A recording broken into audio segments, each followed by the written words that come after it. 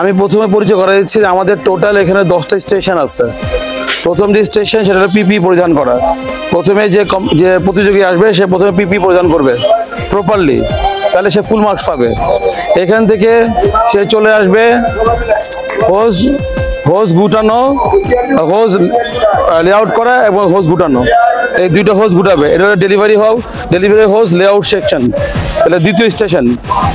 এখান থেকে তারা চলে আসবে, আমরা দেখাচ্ছি, এখান থেকে তারা চলে আসবে হোজকে ক্লাইম্বিং করা, হোজকে উঠানো।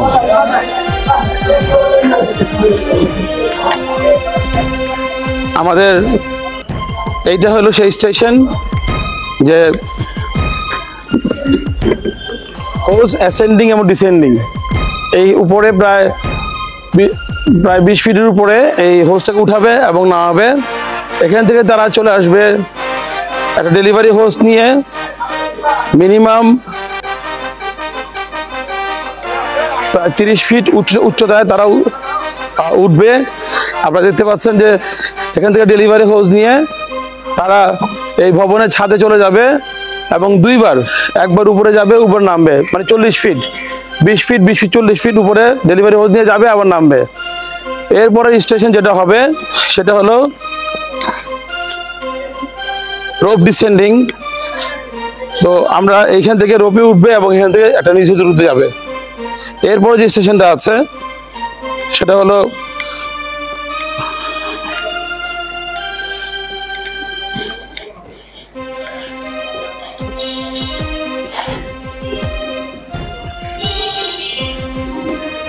যে দুইটা ফোম ক্যান নিয়ে এখানে জিগজ্যাগ হবে। এই জিগজ্যাগ দিয়ে তারা দুইটা ফোম ক্যান ক্যারি করে এই জিগজ্যাগ দিয়ে একবার যাবে, আবার সেই জিগজ্যাগ দিয়ে তারা ফিরে আসবে।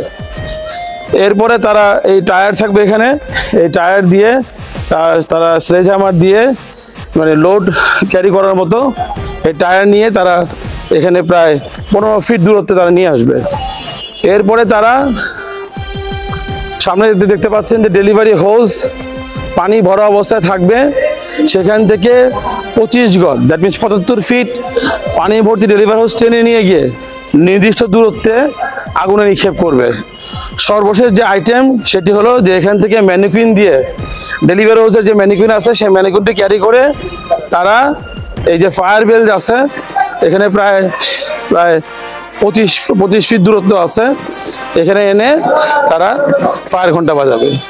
এই হলো টোটাল 10টা স্টেশন, তাদেরকে অ্যাটেন্ড করতে হবে। এবং এই প্রতিযোগিতার নাম হলো ব্রেভার্ট। এবং এখানে যে বেস্ট হবে এই জেলা থেকে, গাজীপুর জেলা থেকে, সেই বেস্ট ফায়ার ফাইটার সে সিলেকশন পাবে ঢাকায় যাওয়ার জন্য। ধন্যবাদ।